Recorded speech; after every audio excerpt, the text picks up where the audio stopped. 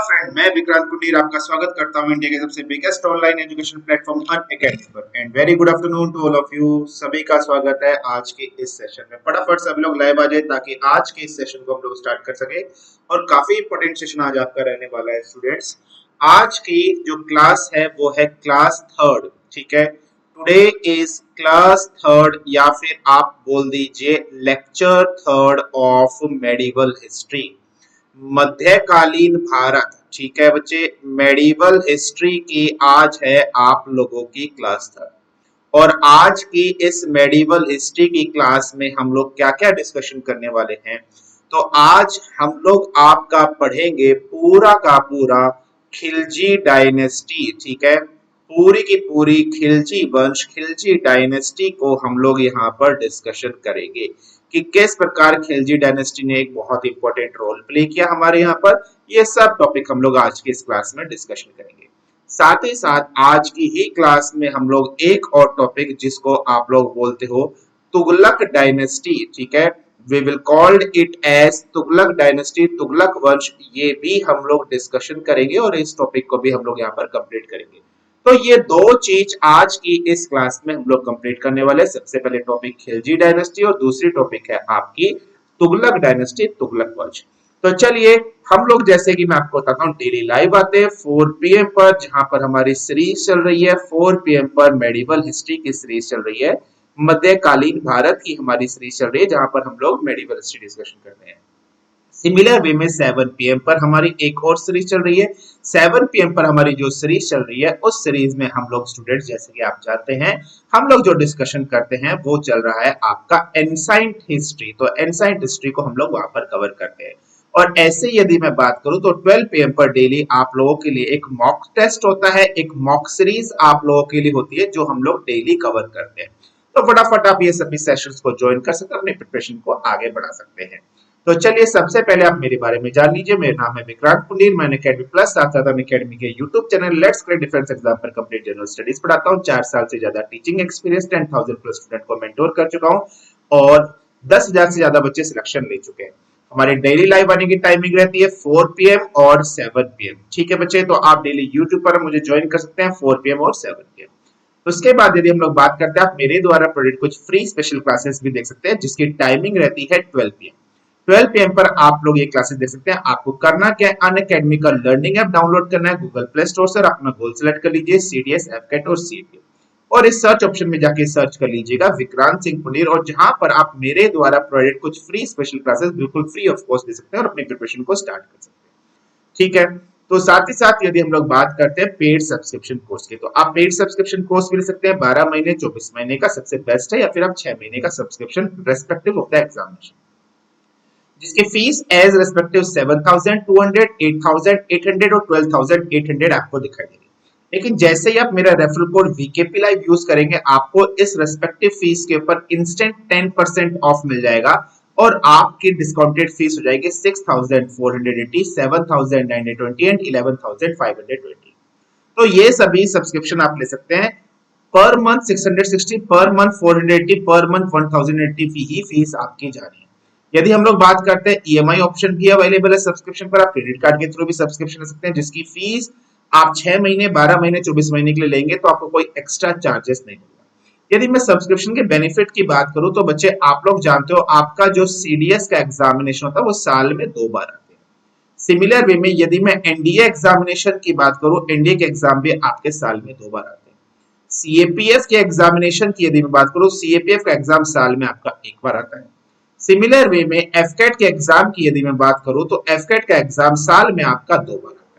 तो ओवरऑल यदि आप देखिए तो करीबन आपके 7 एग्जाम्स ऐसे हैं जो आप प्रिपरेशन कर सकते हैं एक बार सब्सक्रिप्शन लेने के बाद।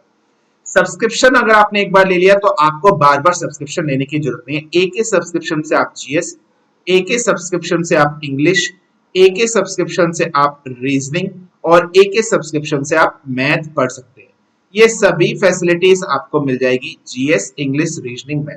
आपको अलग से सब्सक्रिप्शन लेने की कोई नीड नहीं है, ये याद रखिए। ठीक है, और आप अपने प्रिपरेशन कर सकते हैं। आपको अगर अच्छे से एग्जाम क्रैक करना है, अब मोस्ट प्रोबेबली बच्चे आप लोगों के लिए CDS 1 का रिजल्ट अभी आया है। CDS 2 के लिए जो बच्चे 2021 के लिए प्रिपेयर करना चाहते हैं वो फटाफट अपना सब्सक्रिप्शन ले लीजिए और अपनी प्रिपरेशन को स्टार्ट कर सकते हैं। कोड आपने बस यूज करना है VKP लाइव, चाहे कहीं पर भी आप यूज कर रहे हो अनअकैडमी के लिए। तो चलिए बच्चे, आज की आपकी मेडिवल हिस्ट्री की क्लास को हम लोग स्टार्ट करते हैं। सो मेडिवल हिस्ट्री की आज है आपकी class third. Today is lecture third of medieval history, ये याद रखिएगा। ठीक है, तो मेडिवल हिस्ट्री की है आज आपकी क्लास थर्ड। तो मेडिवल हिस्ट्री की आज क्लास थर्ड में हम लोग क्या डिस्कशन करने वाले बच्चे? तो आज की इस क्लास में हम लोग आपका कंप्लीट खिलजी डायनेस्टी, खिलजी वंश पूरा का पूरा पढ़ेंगे आज की इस क्लास में। ठीक है स्टूडेंट्स, तो खिलजी डायनेस्टी कब से कब तक स्टार्ट हुई बच्चे? बिल्कुल ध्यान से देखिएगा। 1290 से ये स्टार्ट हुई और 1320 के बीच तक ये चली, ये आपको याद। ये जो खिलजी वंश, खिलजी साम्राज्य 1290 में शुरुआत हुई और 1320 तक ये चला, ये आपको याद। ये जो खिलजी वंश है, ये वंश है कहां का बच्चे? बिल्कुल ध्यान से देखिए। तो बात मैं करता हूं, ये पूरा जो वंश है ये अफगानिस्तानी एक वंश है। अफगानिस्तान में ये पूरा का पूरा वंश डेवलप हुआ है। अफगानिस्तान में एक नदी है, एक रिवर है, जिस नदी की यदि हम लोग बात करें उस नदी को कहा जाता है हेमलंद नदी। ठीक है बच्चे, उस नदी का नाम क्या है? हेमलंद नदी। ठीक है, ये आपको याद। तो ये पूरा का पूरा जो अफगानिस्तान में हेमलंद नदी के किनारे एक कस्बा टाइप का बसा हुआ है जहां कबीले रहते हैं, वो कबीले हैं खिलजी डायनेस्टी, खिलजी जाति है, ये आपको याद है। इस खिलजी वंश की शुरुआत कैसे हुई बच्चे? खिलजी वंश की शुरुआत करी जलालुद्दीन फिरोज खिलजी। जलालुद्दीन फिरोज खिलजी ने दिल्ली सल्तनत के अंतिम सुल्तान, मात्र जो कि 3 वर्ष का एक लड़का था, उसकी हत्या कर दी थी, जिसका नाम था शमशुद्दीन कायूस।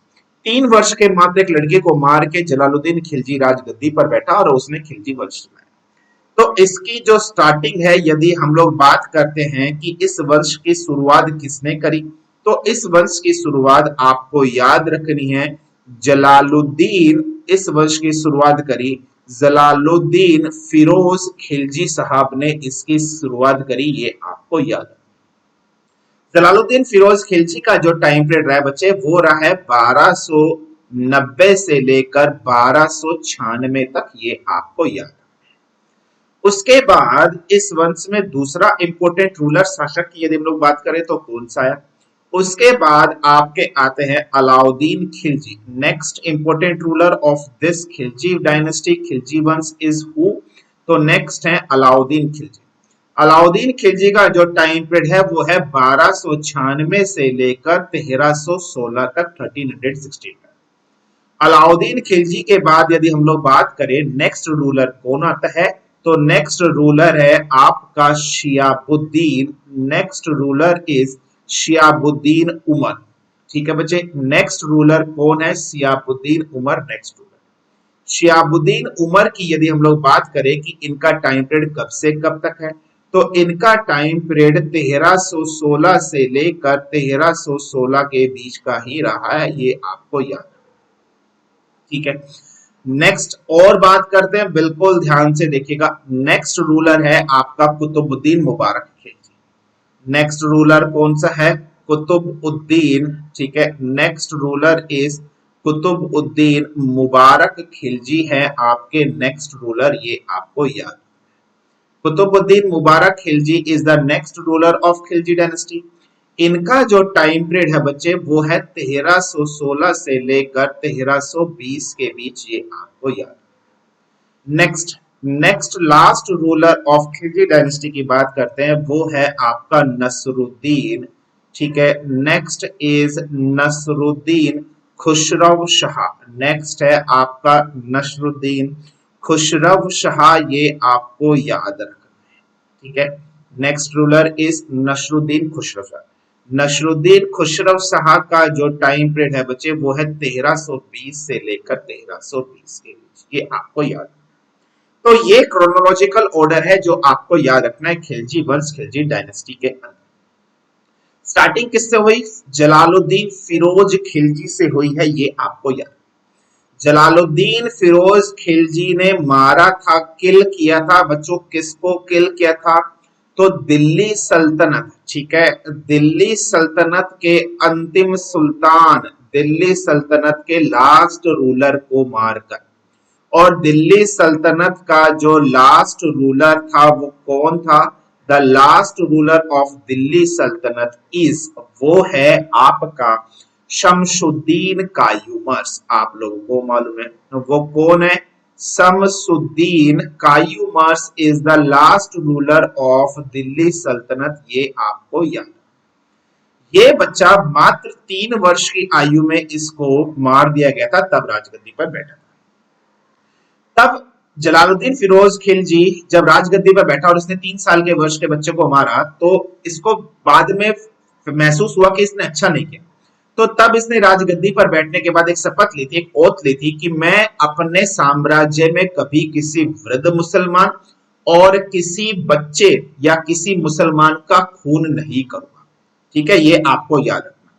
तो तब इसने प्रतिज्ञा ली थी और उसके बाद इसने अपने जीवन में कभी किसी वृद्ध मुसलमान या मुसलमान का कत्ल नहीं किया। ये आपको यहां तक याद रखना। यदि मैं बात करता हूं अलाउद्दीन खिलजी, इस अलाउद्दीन खिलजी का जो निकनेम होता है बच्चे, ये अलाउद्दीन खिलजी का निकनेम होता है अली गुरसप। इसका निकनेम होता है, आपको याद रखना है, Ali Gurshasp. Ali Gurshasp is the nickname of Alauddin Khilji. ये अलाउद्दीन खिलजी या अली गुरसप जलालुद्दीन फिरोज का भतीजा है, नेफ्यू है, ये आपको याद है। ठीक है, यहां तक चीजें क्लियर? तो मुझे फटाफट कमेंट कर दीजिए, फिर हम आगे की तरफ बढ़ते हैं और आपके आगे क्लासेस को स्टार्ट करते हैं। Is that clear to all of you? Understandable? यहां तक कमेंट कर दीजिए फटाफट। चलिए, बहुत बढ़िया, यहां तक सभी को समझ में। चलिए आगे देखिए। नेक्स्ट, अभी हम लोगों ने बात करी अली गुरसप की, ठीक है, अली गुरसप की अभी हम लोगों ने बात करी, बिल्कुल ध्यान से देखिएगा। अली गुरसप बोल सकते हैं या फिर आप लोग इनको क्या बोल सकते हैं? अलाउद्दीन खिलजी बोल सकते हैं। अली गुरसप बोल दीजिए या फिर आप इन्हें क्या बोल दीजिए? अलाउद्दीन खिलजी। ठीक है, ये नेफ्यू होते हैं, भतीजे होते हैं जलालुद्दीन खिलजी के। इनको ऑर्डर आदेश देते हैं, कौन आदेश देते हैं इनको? जलालुद्दीन फिरोज खिलजी, कि तुम जाओ और मेरे लिए भिलसा, ये साउथ इंडिया वगैरह में पड़ता है, ठीक है बच्चे, भिलसा, मेरे लिए चंदेरी, ठीक है, भिलसा, मेरे लिए भिलसा, मेरे लिए चंदेरी, मेरे लिए देवगिरी, ठीक है, इन तीनों जगह को लूट कर लाओ यहां से धन दौलत लेकर। ठीक है, और खुद कहता है कि मैं खुद, मतलब जलालुद्दीन फिरोज खिलजी, जलालुद्दीन फिरोज खिलजी खुद कहता है कि मैं जा रहा हूं इलाहाबाद।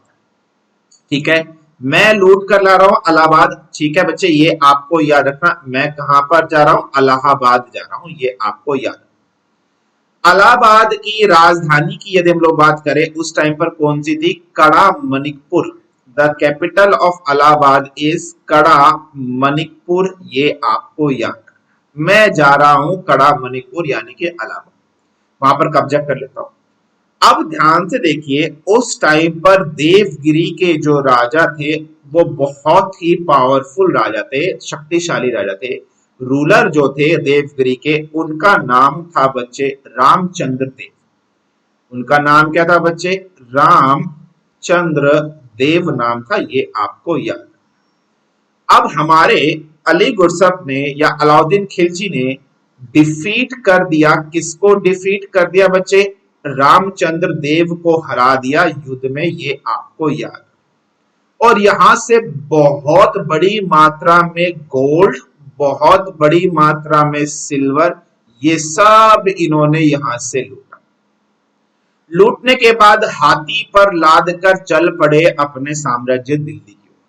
कहा जाता है इतना सोना जवाहरात, सोना चांदी लूटा था कि जब हाथी घोड़े चलते थे तो उनमें से ओवरफ्लो होकर सोना चांदी जवाहरात नीचे जमीन पर गिर जाता था, और जो पैदल घुड़सवार सैनिक चल रहे थे वो भी उठा रहे थे सोना, इतना लूट कर लाया था, ये याद रखिएगा। ठीक है बच्चे, यहां तक चीजें क्लियर हो गई। अब ध्यान से समझिए, जिस टाइम पर अलाउद्दीन खिलजी देवगिरी था उसी टाइम पर चंगेज खां का नाती, समझते हो, चंगेज खां, चंगेज खां जो है इसका नाती, जिसका नाम होता है उलूग खां, जिसका नाम क्या होता है बच्चे? उलूग खां, ये इंडिया आता है और करीबन 4000 मंगोल सैनिकों को लेकर भारत पर हमला करने की प्लानिंग से आता है। अब आप जानते हो मंगोल इतने फ्यूरियस हैं कि जहां पर भी चला जाए उस साम्राज्य का काम तमाम कर देते हैं। लेकिन जलालुद्दीन फिरोज खिलजी ने इनका माइंड वॉश करना शुरू कर दिया। इसने क्या किया, इसने भारत में आकर उन लोगों की, इन मंगोलों को माइंड वॉश करना शुरू करा। भारतीय जो मुसलमान धर्म है इसके बारे में बताना शुरू करा, अच्छी चीजें बतानी शुरू करी, इनको नमाज पढ़वाना सिखाया और इन लोगों के लिए कॉलोनी यहाँ पर बसवा दी, बस्ती यहाँ पर बसा दी। आज भी दिल्ली में ये मंगोल जो चाइना से आए हैं ये भारत में बसे हुए और यहाँ पर रहते हैं। ठीक है, और इन लोगों ने फिर मुस्लिम धर्म अपना लिया और ये फिर वापस कभी मंगोल नहीं गए, यहीं पर ये सेटलमेंट हो गई, ये आपको याद है। ठीक है, अब ध्यान से समझिएगा, ये जो सोना चांदी लेकर अली गुरसब अलाउद्दीन खिलजी दिल्ली की तरफ आ रहा था, तो इसने सोचा कि थोड़ा रास्ते में विराम कर लिया जाए, मौज मस्ती कर ली जाए। तो मौज मस्ती करने के लिए ये चला गया कड़ा मणिपुर यानी कि इलाहाबाद जो है वहां पर चला। हमारे फिरोज शाह खिलजी तो इलाहाबाद को जीतकर वापस अपने दिल्ली सल्तनत की तरफ चल गए थे। फिरोज शाह खिलजी को पता चला कि अली गुरसब अलाउद्दीन खिलजी कड़ा मणिपुर में है और वहां पर मौज मस्ती कर रहा है और सारा सोना चांदी जवाहरात ऐसे ही वेस्ट कर रहा है। तो जलालुद्दीन फिरोज खिलजी कड़ा मणिपुर पहुंचे और जैसे ही कड़ा मणिपुर पहुंचे तो अली गुरसब अलाउद्दीन खिलजी ने उनको चाबुक से मारकर उसका कत्ल कर दिया। और चाबुक से मारकर कत्ल करने के बाद खुद को दिल्ली सल्तनत का, ठीक है बच्चे, खुद को क्या कर दिया, दिल्ली सल्तनत का सुल्तान घोषित कर दिया, सम्राट घोषित कर दिया। बोल दिया अब दिल्ली सल्तनत का सम्राट है अलाउद्दीन खिलजी। तो इस प्रकार अलाउद्दीन खिलजी का वंश अब स्टार्ट होगा। अब हम लोग पढ़ेंगे अलाउद्दीन खिलजी के बारे में कंप्लीट सारी की सारी चीजें। यहां तक समझने में कोई समस्या, कोई दिक्कत हो तो मुझे फटाफट कमेंट करके बता दीजिए। Is that clear to all of you? Or not समझ में आया या नहीं है, फटाफट बताइए। अंडरस्टूड? क्लियर यहां तक सभी को? बहुत बढ़िया, यहां तक सभी को समझ में आ गया। आगे बढ़े, बिल्कुल आगे बढ़े। अब ध्यान से समझिएगा, ठीक है। नेक्स्ट चीज, अब जैसे ही अलाउद्दीन खिलजी सम्राट बनता है ये बहुत सारे चेंजेस वगैरह करता है, परिवर्तन वगैरह करता है और बहुत सारे चेंजेस तो इसके ऐसे हैं जो आज भी हमारे मिलिट्री सिस्टम में अडॉप्ट किए जाते हैं, आज भी प्रचलित है, ये आपको याद है। चेंजेस कैसे करता है? चेंजेस नंबर 1 की यदि हम लोग बात करें तो सबसे पहला है स्पाई सिस्टम, स्पाई डिपार्टमेंट, गुप्तचर विभाग, जिसको बोला जाता है स्पाई डिपार्टमेंट, गुप्तचर विभाग कहा जाता है। सबसे पहला चेंज स्पाई डिपार्टमेंट गुप्तचर विभाग में करता है। ठीक है बच्चे, ये याद रखना। इसके अंदर जितने भी लोग थे, फॉर एग्जांपल याद करो कल मैंने आपको बताया था बरीद थे इसके अंदर जो ऑफिसर्स होते थे, और सिमिलर वे में इसके अंदर क्या होते थे, मुरीद। ठीक है, बरीद और मुरीद, बरीद आर द ऑफिसर्स एंड मुरीद आर द जो इनके कर्मचारी होते थे, है ना, सर्वेंट्स वगैरह थे, उनको कहा जाता था। इस डिपार्टमेंट के आगे इसने चेंज करके नाम लगा दिया, सब के आगे लगा दिया दीवान ए, मतलब सम्राट के लिए कार्य करना। दीवान ए बरीद, दीवान ए मुरीद, ये आपको याद है। नेक्स्ट दूसरे नंबर के चेंजेस की बात करते हैं, क्या है दूसरे नंबर के चेंजेस बच्चे, इसने नशेबाजी पर बैन लगा दिया। एल्कोहल, ठीक है बच्चे, एल्कोहल कंजप्शन, जो एल्कोहल कंजप्शन हो रही थी, इस एल्कोहल कंजप्शन पर इसने क्या लगा दिया, बैन लगा दिया, ये आपको याद रखना है। ठीक है, नेक्स्ट और बात करते हैं, और इसने क्या किया बच्चे, थर्ड नंबर में बिल्कुल ध्यान से, इसने जितने भी इसके ऑफिशियल्स लोग बाग थे, ठीक है, जितने भी इसके ऑफिशियल डिपार्टमेंट के लोग बाग थे, इनकी आपस में गेट टुगेदर जो मीटिंग होती थी, ठीक है, गेट टुगेदर जो मीटिंग होती थी, ये गेट टुगेदर आपस में मेल सम्मेलन जो थे ये भी खत्म करा दिए कि कोई भी आपस में मिलेगा नहीं, कोई भी आपस में मैरिजियल अलायंस नहीं बनाएगा, कोई भी आपस में मैरिजियल अलायंस नहीं बनाएगा। आपस में शादियां वगैरह नहीं करेगा, ये भी इसने यहाँ पर कर दिया था, ये आपको याद रखना। अगर करनी है तो सबसे पहले सुल्तान सम्राट से परमिशन लेनी पड़ेगी, तो ही आप आगे ये सब चीजें कर पाओगे। चौथा स्टेप, इसने जितने भी रिच पर्सन्स थे, ठीक है, जितने भी रिच लोग बाग थे जिनको पहले पेंशन मिलती थी, दरबार से पेंशन मिलती थी, इस पेंशन को खत्म कर दिया, ये आपको याद। और इन अमीरों को जो गिफ्ट में उपहार में मिली हुई जमीन थी, लैंड जो उपहार में मिला था इक्ता सिस्टम के तरीके से, ये भी इनसे छीन लिया। ये चार इंपॉर्टेंट स्टेप्स इसके याद। अच्छा, पांचवा इसने परिवर्तन वगैरह और क्या क्या बच्चे जो आपको याद है। पांचवा, इसने लिमिटेड आर्मी रखनी शुरू कर दी। इसने क्या करा बच्चे, नियमित लिमिटेड आर्मी रखनी शुरू कर दी। और अब आर्मी के अंदर जो रिक्रूटमेंट होने लगती है, ठीक है बच्चे, अब आर्मी में जो रिक्रूटमेंट इसने स्टार्टिंग करी, वो रिक्रूटमेंट एक कंप्लीट प्रोसेस, एक पूरे स्टेप्स, एक प्रोसेस मतलब प्रोसीजर के थ्रू इसने स्टार्ट करी। प्रोसीजर कैसे आप बोल सकते हो, जैसे आजकल आपका रिक्रूटमेंट होता है वो एक फिजिकल टेस्ट सबसे पहले आप देते हो, तो ऐसे ही ये भी फिजिकल टेस्ट सबसे पहले लिया करता था। ठीक है, फिजिकल टेस्ट में जो पास होते थे एक पैरामीटर इसने रख दिया था, फिर उन्हीं को ये भर्ती करता था। ठीक है बच्चे, ये आपको याद रखना। अब ध्यान से देखिए, जो फिजिकल टेस्ट में पास हो जाते थे उनको बोला जाता था मुर्तफ। ये क्या बोलता था कि ये सारे के सारे, आजकल हम लोग क्या बोलते हैं, रंगरूट बोलते हैं, उस टाइम पर कहा जाता था मुर्तफ। ये आपको याद, जो क्वालिफाई करते थे उनको मुर्तफ कहा जाता था। नेक्स्ट, और चेंजेस ने क्या किया बच्चे, ये अपने सैनिकों के लिए इसने एक आर्मी ड्रेस कोड भी शुरू करा। ठीक है बच्चे, याद रखिएगा, इसने क्या किया, एक आर्मी ड्रेस कोड भी स्टार्ट किया। एक यूनिफॉर्म कोड आप बोल सकते हो। और यूनिफॉर्म कोड में जो यूनिफॉर्म थी वो थी खाकी वर्दी। इस सभी लोगों को खाकी वर्दी पहननी जरूरी है। इस खाकी का मतलब ये होता है अपने दुश्मनों को खाक यानी मिट्टी में मिला दो, इतनी बहादुरी से लड़ो, ये आपको याद। नेक्स्ट, इससे पहले जितने भी ऑफिशियल्स होते थे सरकारी, आपने देखा होगा दिल्ली सल्तनत में, उन सभी को कैश पेमेंट नहीं मिलती थी, जमीन का टुकड़ा मिलता था, इक्ता सिस्टम, इक्तेदारी बनाते थे।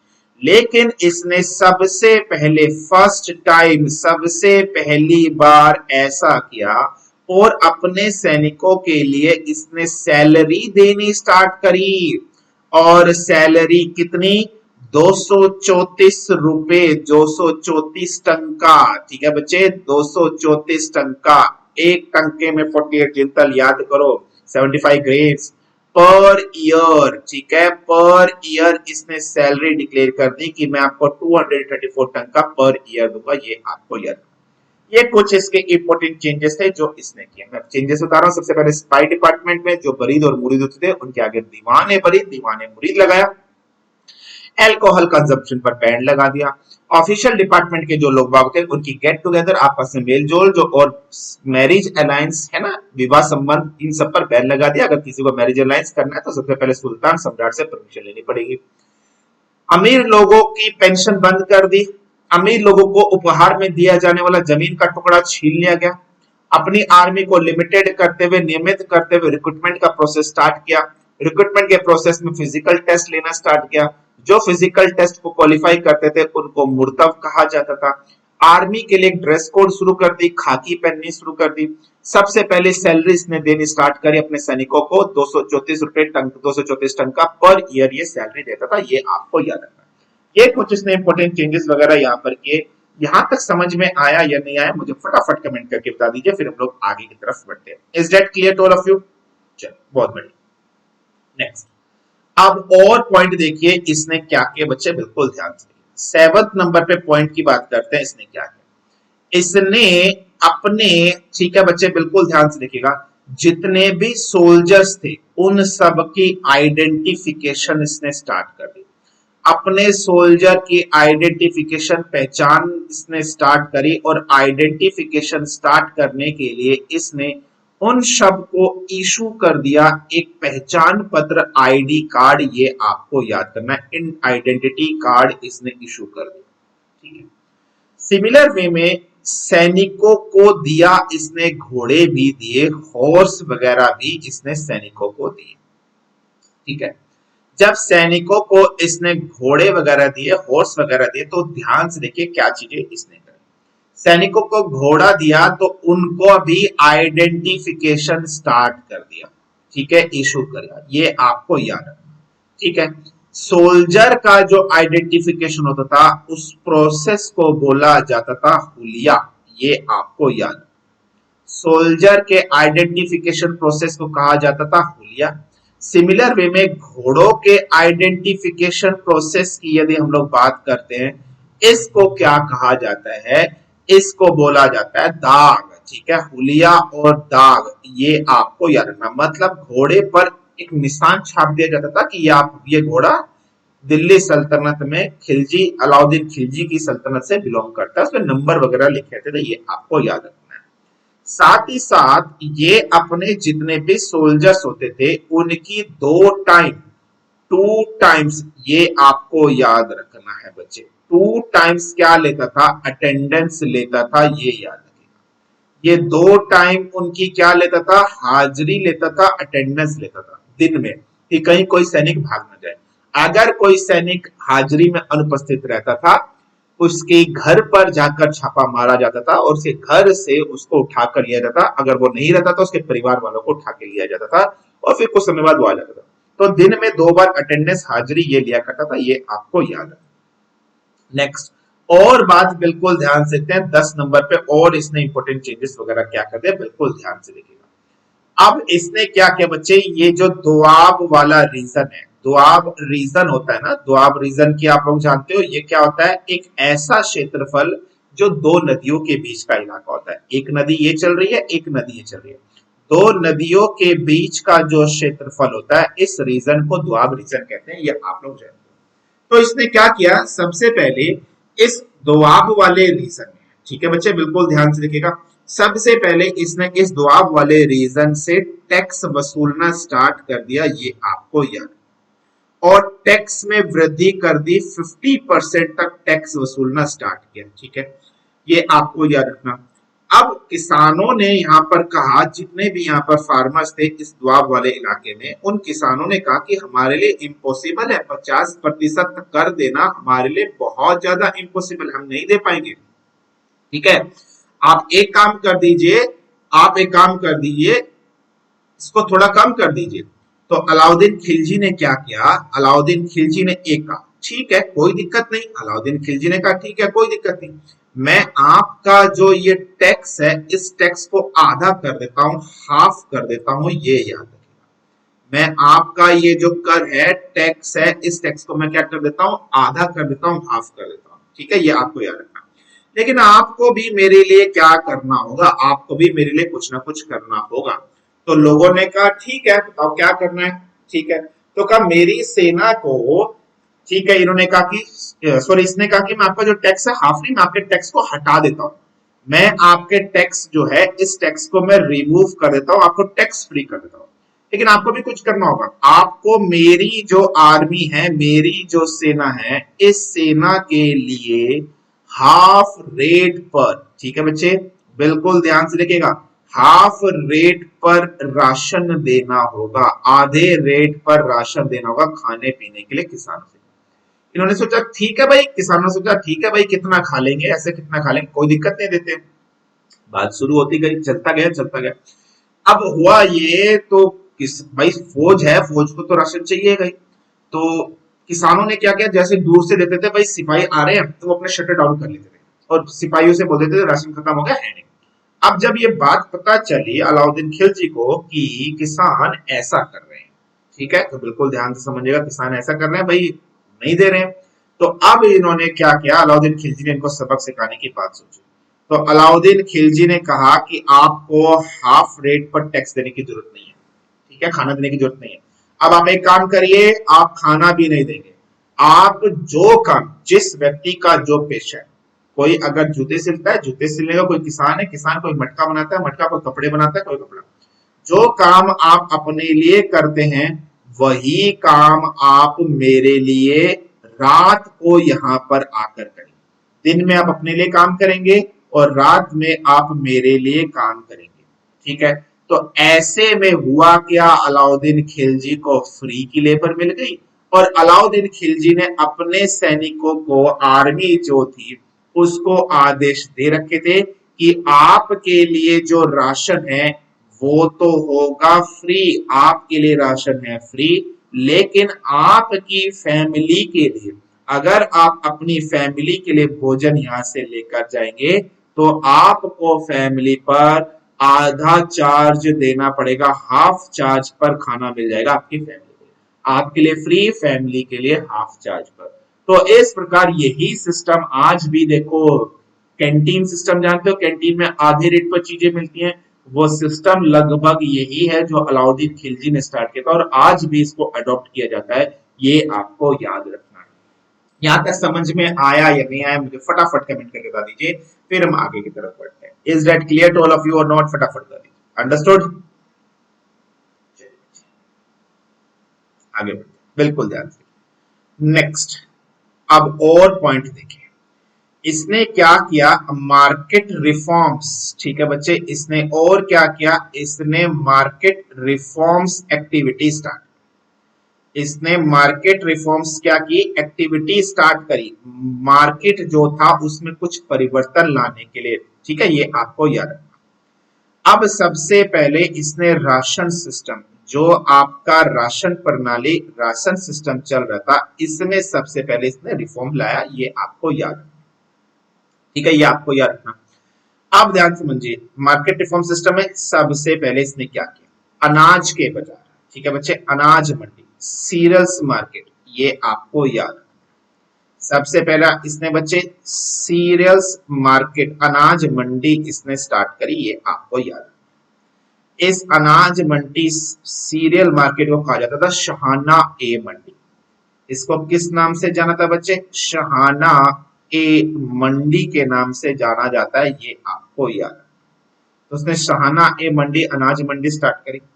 सिमिलर वे में इसने क्लॉथ मार्केट, कपड़ों का बाजार भी चलाया। ठीक है बच्चे, इसने क्लॉथ मार्केट, कपड़ों का बाजार भी इसने स्टार्ट किया, चलाया, ये आपको याद।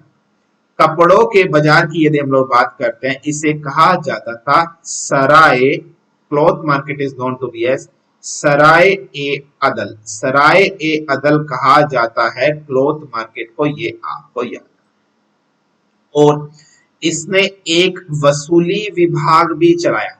ठीक है, ये आपको याद रखना, कलेक्शन डिपार्टमेंट। ठीक है बच्चे, इसने एक कलेक्शन डिपार्टमेंट जो वसूली करता था बाजारों से, लोगों बागों से, उस कलेक्शन डिपार्टमेंट, वसूली डिपार्टमेंट की बात करते हैं, उसे कहा जाता है, क्या कहा जाता है बच्चे, बिल्कुल ध्यान से रखिएगा, दीवान ए मुस्तखराज। ठीक है, क्या कहा जाता है, दीवान ए मुस्तखराज के नाम से जाना जाता है, दीवान ए मुस्तखराज, ये आपको याद। तो मार्केट रिफॉर्म्स इसने 3 के, serial market, cloth market, collection department. अनाज मार्केट, कपड़ा मार्केट, कलेक्शन डिपार्टमेंट। अनाज मार्केट सहाना ए मंडी, क्लॉथ मार्केट सराय ए अदल, कलेक्शन डिपार्टमेंट दीवान ए मुस्तखराज कहा जाता है, ये आपको याद। अब और पॉइंट बिल्कुल ध्यान से देखिए, इसने क्या किया, इसने गेहूं के रेट, ठीक है, वीट रेट भी फिक्स करे थे। पेपर में आप लोगों से क्वेश्चन पूछा जाएगा कि इसके टाइम पर गेहूं के रेट कितने थे, तो इसने गेहूं के रेट फिक्स कर रखे थे बच्चे, कितने, 7.5 जिंतल। ठीक है, 7.5 जिंतल पर मन। ठीक है, पहले क्या होता था, एक मन होता था, ये आपको याद रखना। सिमिलर वे में इसने वीट के बाद राइस, ठीक है बच्चे, चावल के रेट भी इसने फिक्स्ड कर रखे थे, ये आपको याद रखना। चावल के जो रेट इसने फिक्स्ड कर रखे थे वो 5 क्विंटल पर मन फिक्स कर रखा था, ये आपको याद है। और सिमिलर वे में यदि हम लोग बात करें तो इसने बारले जो के रेट भी फिक्स्ड कर रखे थे, ये आपको याद है। तो बारले जो के रेट की यदि मैं बात करूं, इसने कितना फिक्स्ड कर रखा था, बिल्कुल ध्यान से देखिएगा। तो बारले जो के रेट इसने फिक्स कर रखे थे 4 जिंतल पर मन इसने फिक्स कर रखा था। ऐसे ही यदि हम लोग बात करें तो इसने बटर, ठीक है बच्चे बिल्कुल ध्यान से रखिएगा, मक्खन जिसको आप लोग बोलते हो, बटर और घी के भी रेट इसने फिक्स कर रखे। बटर और घी के रेट इसने फिक्स कर रखे थे 1 जिंतल पर मन, 1 जिंतल पर मन या 1 जिंतल पर 2.5 केजी, सॉरी पर मन नहीं, पर 2.5 केजी, 2.5 केजी का रेट था 1 जिंतल, ये आपको याद है, ठीक है। अब ये सारे के सारे रेट्स पेपर में आए हैं, आपसे पूछे जाएंगे, इसलिए याद रखने, ठीक है, ध्यान से लिखने का। अब इसने एक चीज और स्टार्ट कर दी, बहुत फ्यूरियस खुखार नीति थी इसकी, याद रखना। सपोज करो कोई शॉपकीपर है, उसने कोई चीज मंगाई, उसने कोई चीज तोलकर किसी को दी, और किसी ने चीज मांगी 1 केजी, लेकिन उसने तोलकर उसको दी सिर्फ मात्र 900 ग्राम चीज ही तोलकर दी। मतलब 100 ग्राम का धांधलेबाजी कर गया या नहीं कर गया, फ्रॉड कर गया या नहीं कर गया, 100 ग्राम का फ्रॉड कर गया नहीं कर गया, कर गया।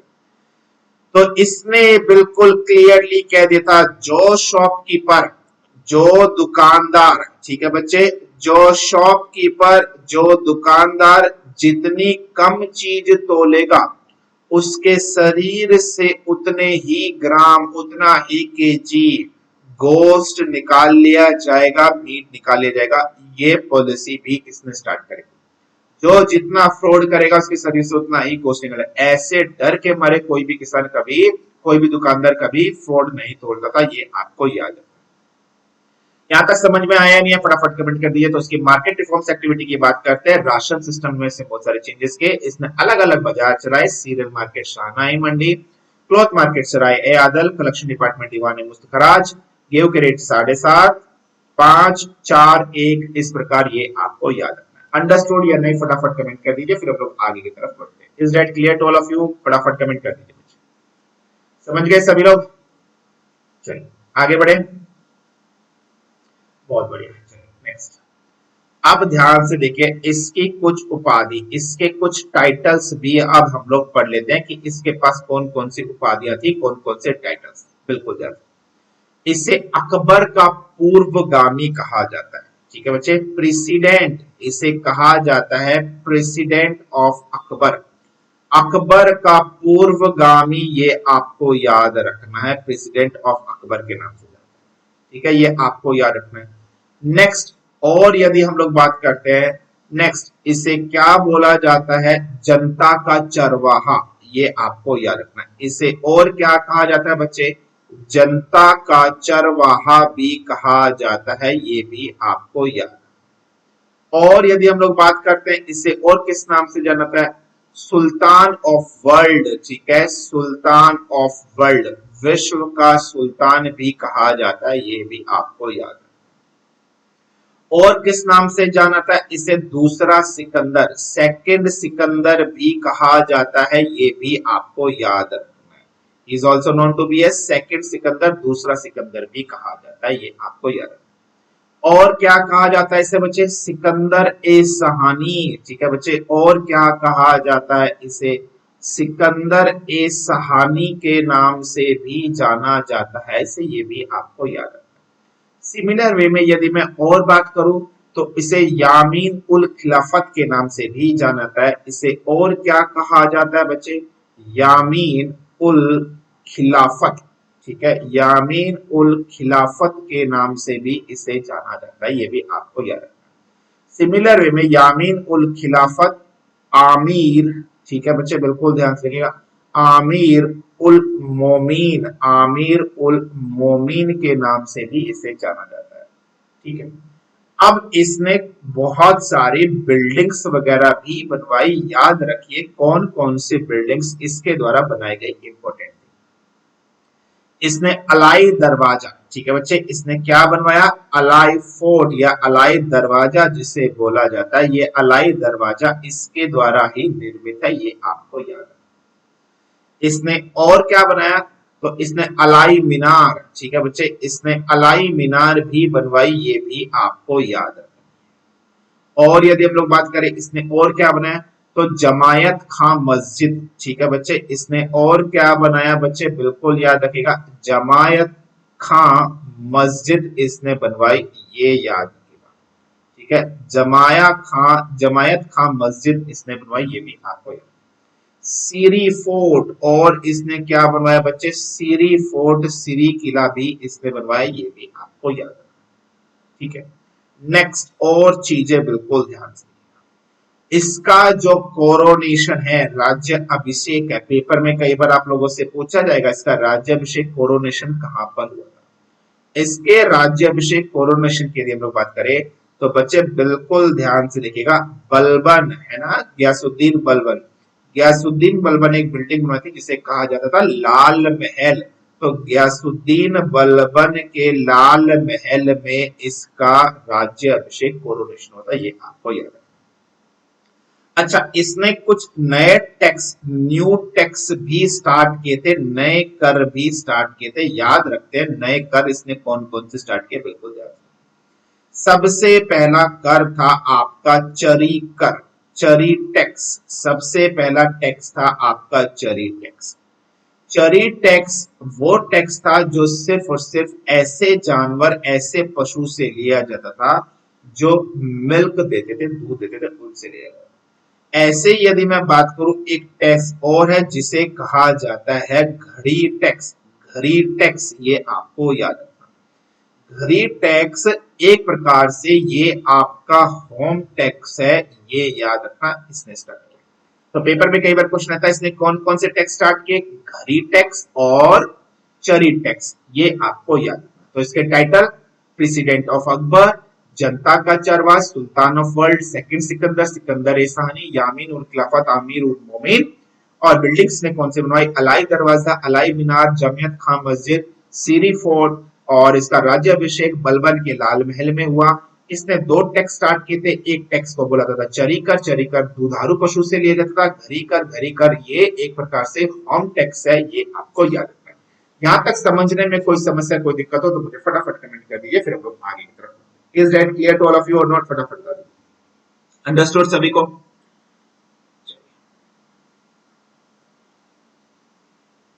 आगे बढ़ते हैं, बिल्कुल ध्यान से। नेक्स्ट, अब इसके टाइम पीरियड पर न्याय प्रशासन का कर्म, ठीक है बच्चे, बिल्कुल ध्यान से देखिएगा। जुडिशियल, ठीक है, जुडिशियल प्रायोरिटीज किस प्रकार थी इसके टाइम पर, वो अब हम लोग यहाँ पर डिस्कशन, मतलब न्याय देने में सर्वोच्च कौन था, फिर कौन था, फिर कौन था, फिर कौन था, इस प्रकार से। ठीक है बच्चे, बिल्कुल देखो, न्याय की प्रक्रिया में जैसे आपके यहाँ पर सबसे पहले डिस्ट्रिक्ट कोर्ट, जिसको सेशन कोर्ट बोल देते हो, फिर हाई कोर्ट, हाई कोर्ट के बाद सुप्रीम कोर्ट, इस प्रकार चलते नहीं चलते हो, फिर प्रेसिडेंट, ऐसे। तो सबसे पहली जो व्यक्ति न्याय जिसके पास सुना जाएगा वो कहलाता था मुफ्ती, सबसे पहला व्यक्ति कहलाता था मुफ्ती। इसे न्याय प्रशासन की स्मॉलेस्ट यूनिट कहा जाता था, ये आपको याद रखना। ये क्या थी, स्मॉलेस्ट यूनिट ऑफ जुडिशरी, ये आपको याद रखना। न्याय प्रशासन की सबसे सर्वोच्च छोटी इकाई स्मॉलेस्ट यूनिट ऑफ जुडिशरी। मुफ्ती के फैसले से जो संतुष्ट नहीं होता था वो क्या करता था, आगे बढ़ता था। वो कहा जाता था बच्चे, वो जाता था आपके नायब काजी के पास। वो कहा जाता था, आपका नायब काजी के पास। ही आपको इस नायब काजी का एक दूसरा नाम और था, इसे अदल भी कहा जाता था, ये भी आपको याद। ये सेकेंड यूनिट ऑफ जुडिशरी, नायब काजी या अदल के फैसले से जो संतुष्ट नहीं होता वो कहा जाता था, उसे कहा जाता था सदर ए जहां, ये आपको याद रखना। वो किसके पास जाता था, सदर ए जहां, ठीक है, ये आपको याद रखना, सदर ए जहां के पास जाता। इसे काजी उल कुजारत भी कहते हैं, इसे क्या कहते हैं बच्चे, इसे काजी उल कुजारत भी कहते हैं, इसे काजी उल कुजात भी कहते हैं, ये भी याद रखिएगा, काजी उल कुजात के नाम से भी जाना जाता है। सदर ए जहां के फैसले से जो संतुष्ट नहीं होता था वो कहां जाता था बच्चे, तो हाईएस्ट प्रायोरिटी सबसे ऊपर होता था सुल्तान, सुल्तान उसके न्याय का फैसला करता था, ये आपको याद। ये सबसे टॉप यूनिट होती थी जजमेंट की, ये आपको याद, ठीक है। तो इस प्रकार ये पूरा जुडिशियल प्रैक्टिस चलती थी। मुफ्ती, नायब काजी अदल, सदर ए जहां और सुल्तान। यहां तक समझ में आया या नहीं आया मुझे फटाफट कमेंट करके बता दीजिए, कुछ समस्या कोई दिक्कत हो किसी बच्चे को। क्लियर यहां तक सभी को क्लियर, अंडरस्टूड। नेक्स्ट, नेक्स्ट ध्यान से देखिए, नेक्स्ट चीज जो अब हम लोग यहाँ पर डिस्कशन, ठीक है बच्चे, जो मेजरमेंट, ठीक है बिल्कुल ध्यान से देखिएगा, जो मेजरमेंट डिपार्टमेंट, ठीक है बच्चे, माप तोल डिपार्टमेंट का जो अध्यक्ष होता था, मेजरमेंट डिपार्टमेंट का जो हेड होता था, अध्यक्ष होता था, उसे क्या कहा जाता था? मेजरमेंट डिपार्टमेंट के अध्यक्ष को, हेड को कहा जाता था बच्चे, याद रखिएगा, Muhtasib is known to be as Muhtasib, ये आपको याद है। मेजरमेंट डिपार्टमेंट का जो हेड होता था उसे मुहत्सिब कहा जाता था, ये आपको याद है। सिमिलर वे में नेक्स्ट बिल्कुल ध्यान से देखिएगा, जो व्यक्ति पूरे के पूरे बिजनेस, जो व्यक्ति पूरे के पूरे व्यापार, बिजनेस को कंट्रोल करता था, नियंत्रण करता था, उसको क्या कहा जाता था? जो बिजनेस व्यापार को कंट्रोल कहा करता था उसे कहा जाता था बच्चे दीवान ए रियासत। उसे क्या कहा जाता था? दीवान ए रियासत के नाम से जाना जाता था, ये आपको याद, ठीक है। सिमिलर वे में जो वजीर होता था, ठीक है बच्चे बिल्कुल ध्यान से देखिएगा, जो वजीर होता था उसे किस नाम से जाना जाता था? वजीर को कहा जाता था दीवान ए वजारत, ठीक है, वजीर को कहा जाता था दीवान ए वजारत, ये आपको याद। सिमिलर वे में यदि हम लोग बात करते हैं सैनिक विभाग, मिलिट्री डिपार्टमेंट, ठीक है बच्चे बिल्कुल ध्यान से देखिएगा, मिलिट्री डिपार्टमेंट का जो हेड होता था, अध्यक्ष होता था, उसे क्या कहा जाता था? मिलिट्री डिपार्टमेंट का जो अध्यक्ष होता था उसे कहा जाता था, बिल्कुल ध्यान से देखिएगा, Diwan e Arz, that is known to be as Diwan e Arz, ये आपको याद, ठीक है। यहाँ तक चीजें क्लियर हो गई, बिल्कुल ध्यान से समझिएगा। ये कुछ इंपॉर्टेंट इसने पोजीशंस बना रखी थी जो आपको याद रखनी है। मेजरमेंट डिपार्टमेंट का जो हेड होता था मुहत्सिब, बिजनेस विभाग का जो हेड होता था दीवान ए रियासत, वजीर जो होता था दीवान ए वजारत, मिलिट्री डिपार्टमेंट का जो हेड होता था उसे कहा जाता था दीवान ए अर्श, ये आपको याद है। नेक्स्ट पॉइंट बिल्कुल ध्यान से समझिएगा, क्या मैं आपको बता रहा हूं, अलाउद्दीन खिलजी, ठीक है बच्चे, अलाउद्दीन खिलजी की बात करते हैं। अलाउद्दीन खिलजी ने वर्ष 1298, 1298 की बात है, इसने गुजरात विजयनगर, ठीक है बच्चे बिल्कुल ध्यान से देखिएगा, इसने गुजरात विजयनगर, सॉरी गुजरात विजय, इसने स्टार्ट कर दी गुजरात को जीतने के लिए। उस टाइम पर गुजरात का जो राजा था उसका नाम था बच्चे, बिल्कुल ध्यान से देखिएगा, राजा बघेल, उसका नाम था राजा बघेल कर्ण, ठीक है बच्चे, राजा बघेल कर्ण, ये आपको याद रखना, ठीक है। और राजा बघेल कर्ण की जो वाइफ थी, पत्नी थी, यदि इनकी बात, इनकी पत्नी का नाम था Kamla Devi, the name of his wife is Kamla Devi, ये आपको याद। राजा बघेल कर्ण सम्राट थे गुजरात के, की वाइफ का नाम था कमला। इस गुजरात को जीतने के लिए अलाउद्दीन खिलजी ने अपने वजीर, ठीक है बच्चे, अलाउद्दीन खिलजी ने अपना वजीर, और इसके वजीर का नाम था नुसरत खां, इसके वजीर का नाम क्या था बच्चे? नुसरत खां। नुसरत खां को इसने भेजा कि तुम जाओ, नुसरत खां इसका क्या था? वजीर, और इस गुजरात को जीत कर लाओ जिस पर शासन चल रहा है राजा बघेल कर्ण और उनकी पत्नी कमला देवी का, ठीक है। राजा बघेल कर्ण वर्सेस नुसरत खां के बीच में क्या होती है? लड़ाई होती है, ये आपको याद रखना। और इस युद्ध में नुसरत खां की होती है जीत, और ये राजा बघेल कर्ण मैदान छोड़कर भाग जाते हैं। किसके पास भाग जाते हैं बच्चे? ये भाग जाते हैं देवगिरी के राजा रामचंद्र के पास। और नुसरत खां कमला देवी जो कि राजा बघेलखंड की पत्नी होती है, इनको बंदी बना लेता है और इनको उपहार में गिफ्ट में देता है अलाउद्दीन खिलजी को। और अलाउद्दीन खिलजी इस कमला देवी से क्या कर लेता है, विवाह कर लेता है। जब ये गुजरात विक्ट्री चल रही थी, इसी बीच ये जो नुसरत खां थे जो कि वजीर थे अलाउद्दीन खिलजी के, ये क्या करते हैं, अलाउद्दीन खिलजी के लिए बीच रास्ते में, ठीक है, इसी में 1000 दिनार में, ठीक है, 1000 दिनार, ठीक है बच्चे बिल्कुल ध्यान से देखिएगा, 1000 दिनार में अलाउद्दीन खिलजी के लिए एक गुलाम, अलाउद्दीन खिलजी के लिए एक गुलाम या फिर आप बोल सकते हैं एक स्लेव खरीदते हैं, बाय करते हैं। एक गुलाम, एक स्लेव क्या करते हैं, खरीदते हैं, बाय करते हैं। और उस गुलाम का नाम होता है मलिक काफूर। उसका नाम क्या होता है बच्चे, मलिक काफूर उसका नाम होता है, ये आपको याद रखना, ठीक है बच्चे। ये मलिक काफूर असली में एक हिंदू हिजड़ा होता है, ये आपको याद रखना। ट्रांसजेंडर आप बोल सकते हो, ये एक हिंदू क्या है, ट्रांसजेंडर है, ये आपको याद रखना, ठीक है बच्चे। 1000 दिनार में खरीदता है अलाउद्दीन खिलजी के लिए नुसरत कहां, जब वह गुजरात विक्ट्री पर जाता है। यहां तक समझ में आया या नहीं आया, मुझे फटाफट कमेंट करके बता दीजिए। तो मैं फिर से आपको बताता हूं, ये एक मेजरमेंट डिपार्टमेंट स्टार्ट करता है जिसको बोला जाता है मुहत्सिब। बिजनेस को कंट्रोल करने के लिए पोजीशन दीवान ए रियासत, वजीर को दीवान ए वजारत, मिलिट्री डिपार्टमेंट का हेड दीवान ए अर्श।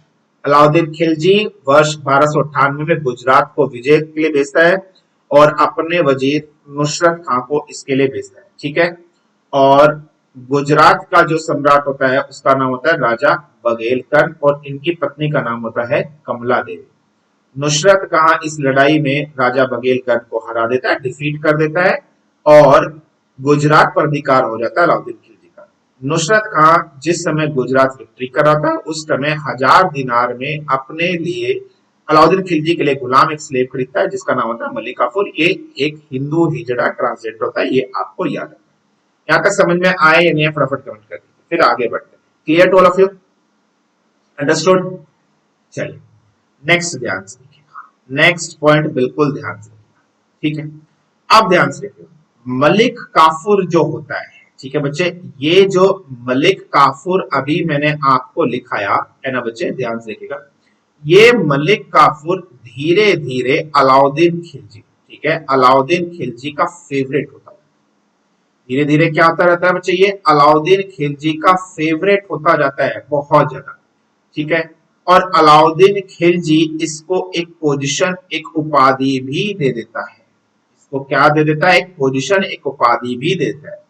और उपाधि किस नाम से देता है बच्चे, उपाधि का नाम होता है मलिक नायब, ठीक है बच्चे बिल्कुल ध्यान से देखिएगा, मलिक नायब नाम की उपाधि देता है, ये आपको याद है, ठीक है। मलिक नायब की क्या देता है, उपाधि देता है, ये आपको यहाँ पर याद है, ठीक है। नेक्स्ट ध्यान रखना, अब मलिक काफूर क्लोज आने के लिए अलाउद्दीन खिलजी के लिए कहता है कि आप मुझसे विवाह कर लो। तो अलाउद्दीन खिलजी मलिक काफूर से कहता है कि मैं तुमसे विवाह तभी करूंगा जब तुम मेरे लिए, ठीक है, जब तुम मेरे लिए दक्षिण भारत, साउथ इंडिया, ठीक है, जब तुम मेरे लिए दक्षिण भारत, साउथ इंडिया को जीतो तभी मैं तुमसे विवाह करूंगा। तो कहता है ठीक है कोई दिक्कत नहीं, मैं करूंगा तुम्हारे लिए जो भी मुझे करना होगा। तो बच्चे बिल्कुल ध्यान से देखिएगा, मलिक काफूर दक्षिण भारत की ओर जाता है और ये सबसे पहले देवगिरी, ठीक है बच्चे बिल्कुल ध्यान से देखिएगा, देवगिरी के रूलर होते हैं, सम्राट होते हैं, जिनका नाम होता है रामचंद्र देव। जिनका नाम क्या होता है बच्चे, रामचंद्र देव। रामचंद्र देव को जीतता है, ये आपको याद, ठीक है। सिमिलर वे में, और अब ये क्या करेगा, ये तेलंगाना, ठीक है बच्चे बिल्कुल ध्यान से देखिएगा, तेलंगाना, ठीक है, तेलंगाना के रूलर, तेलंगाना के शासक, रूलर, जिनको मतलब तेलंगाना मतलब वारंगल, ठीक है बच्चे बिल्कुल ध्यान से देखिएगा, वारंगल, तेलंगाना मतलब वारंगल, जिनका नाम होता है प्रताप रुद्र। जिनका नाम क्या होता है बच्चे, प्रताप रुद्र। तो प्रताप रुद्र को जीतता है, ये आपको याद है। सिमिलर वे में ये होयसल, ठीक है, होयसला, होयसला, ठीक है बच्चे, बिल्कुल ध्यान से रखिएगा। होयसला, द्वार समुद्रम, ठीक है, द्वार समुद्रम और होयसला समुद्रम, होयसला और द्वार समुद्रम। इसका एक सम्राट जिसका नाम होता है वल्लभ, जिसका नाम होता है वल्लभ थर्ड, इसको भी जीतता है किसके लिए, यहाँ। और गिफ्ट में बच्चे बिल्कुल ध्यान से देखिएगा, और गिफ्ट में ये क्या करता है, गिफ्ट में मलिक काफूर, गिफ्ट में मलिक काफूर अलाउद्दीन खिलजी को क्या देता है, कोहिनूर का हीरा देता है। क्या देता है, कोहिनूर डायमंड देता है गिफ्ट में, बोलता है ये मेरी तरफ से है कोहिनूर का हीरा, कोहिनूर का डायमंड, ये आपको याद रखना। तो यहां तक ये चीजें समझ में आई या नहीं है, मुझे फटाफट कमेंट करके बता दीजिए। Is that clear to all of you? कोई समस्या, कोई दिक्कत किसी बच्चे को यहाँ तक समझने में, फटाफट बता दीजिए। अंडरस्टूड सभी को?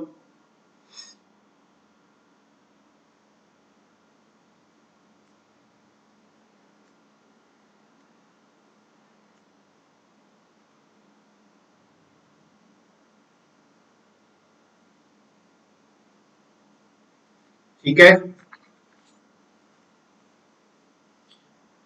नेक्स्ट, मलिक अलाउद्दीन खिलजी और किस किस को हराता है, बिल्कुल ध्यान से देखिएगा।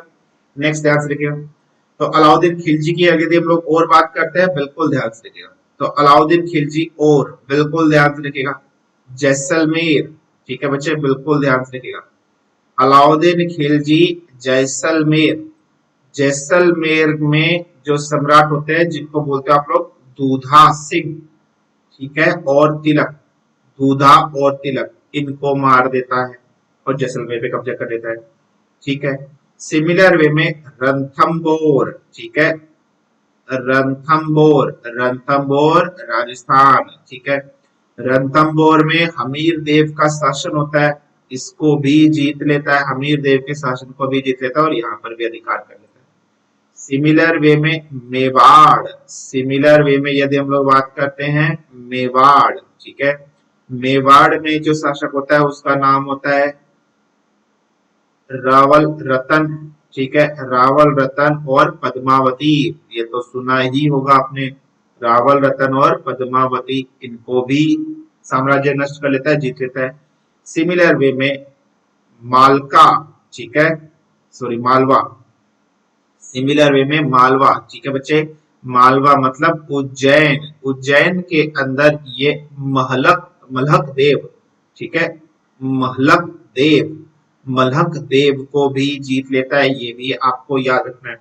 सिमिलर वे में जालोर, नेक्स्ट बिल्कुल ध्यान से देखिएगा, सिमिलर वे में ये क्या करता है बच्चे, जालोर, जालोर के शासक जिनका नाम होता है कहना देव, ठीक है, जिनका नाम क्या होता है, कहना देव, जालोर के शासक जिनका नाम होता है कानादेव, इनको भी जीत लेता है। ऐसे ही यदि हम लोग बात करें तो दक्षिण भारत, साउथ इंडिया की यदि हम लोग बात करें, दक्षिण भारत साउथ इंडिया की बात करें तो दक्षिण भारत में ये किस किस को जीतता है बच्चे, बिल्कुल ध्यान से। दक्षिण भारत साउथ इंडिया में ये तेलंगाना, ठीक है बच्चे, जीत लेता है। दक्षिण भारत में ये देवगिरी जीत लेता है। दक्षिण भारत में ये होयसला जीत लेता है। दक्षिण भारत में ये द्वार समुद्रम, ठीक है बच्चे, द्वार समुद्रम, इसको जीत लेता है। इन सभी इलाके को ये जीत लेता है, द्वार समुद्रम, होयसला, देवगिरी और तेलंगाना, ये सभी इलाके ऐसे जिसको ये जीत लेता है, ये आपको याद रखना है दक्षिण भारत में। ठीक है, सिमिलर वे में यदि हम लोग इसकी बात करते हैं अलाउद्दीन खिलजी की, अलाउद्दीन खिलजी की डेथ होती है, मृत्यु हो जाती है। अलाउद्दीन खिलजी की डेथ कब होती है बच्चे, 1316 में, 1316 में इसकी क्या होती है, डेथ होती है। इसकी जो डेथ होती है वो एक बीमारी, एक डिजीज के वजह से इसकी डेथ हो जाती है, और उस बीमारी को रोग को कहा जाता है dropsy, that is known to be as dropsy. तो ड्रॉप्सी के वजह से इसका युद्ध मत हो रही है। ड्रॉप्सी बीमारी में क्या होता है बच्चे, जो ब्लड होता है ना, ये जो ब्लड होता है ना, ये पानी बन जाता है, वाटर बन जाता है, ये आपको याद, ठीक है, जिस वजह से इसकी डेथ हो जाती है। ठीक है, नेक्स्ट ईयर, यहाँ तक समझ में आया कि नहीं, मुझे फटाफट कमेंट करके बता दीजिए। इसने जैसलमेर को जीता, रणथंभौर, मेवाड़, मालवा, जालौर। दक्षिण भारत में तिरंगा, देवगिरी, हौसला और समुद्र। इसकी मृत्यु 1316 में ड्रॉपसी नाम की बीमारी से होती है, जिस बीमारी में खून आपका पानी बन जाता है, पतला हो जाता है। ये आपको याद, यहाँ तक समझ में आया नहीं है, फटाफट कमेंट कर दीजिए। अंडरस्टूड?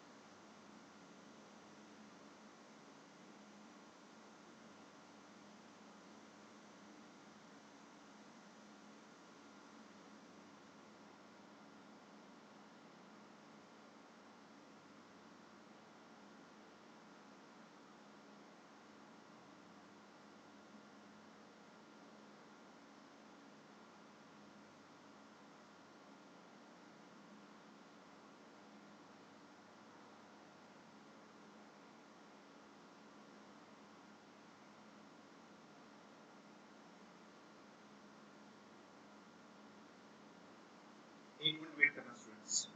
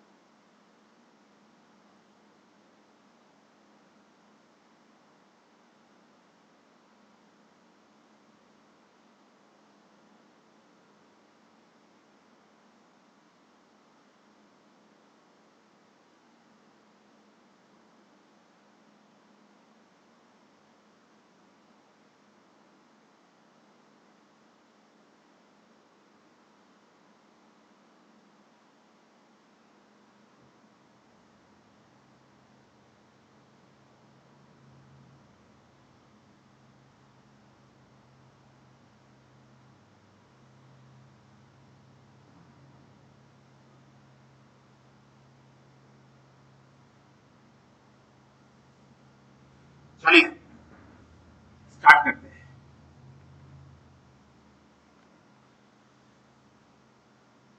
नेक्स्ट, ठीक है। तो इसकी जो डेथ हुई थी बच्चे, वो 1316 में जिस रोग की वजह से हुई थी, वो रोग था ड्रॉपसी, है ना, जिसमें खून पतला वगैरह हो जाता है। अब ध्यान से देखिए, इसने कौन कौन से टैक्स स्टार्ट करे थे, वो अब हम लोग यहाँ पर देखें। सबसे पहला जो टैक्स था वो था इसका jizya tax. The very first tax is jizya tax. ये एक ऐसा टैक्स था जो कि नॉन मुस्लिम से वसूला जाता था। ठीक है बच्चे, ये एक ऐसा टैक्स था जो कि नॉन मुस्लिम से लिया जाता था, ये आपको याद है। और टैक्स की बात करें तो एक टैक्स था जिसका नाम था जकात। नेक्स्ट टैक्स इज जकात टैक्स। जकात टैक्स की बात करें तो ये रिच मुस्लिम से ये लेता था, अमीर मुस्लिमों से ये लिया करता था ये जकात टैक्स, ये आपको याद। और उनकी प्रॉपर्टी पर लिया जाने वाला टैक्स था ये जो जकात टैक्स था, अमीर मुसलमानों की प्रॉपर्टी पर लिया जाने वाला टैक्स था। उनकी प्रॉपर्टी का 1/10 पार्ट, उनकी प्रॉपर्टी का 1/10वें हिस्से पर लिया जाता था ये टैक्स, ये आपको याद।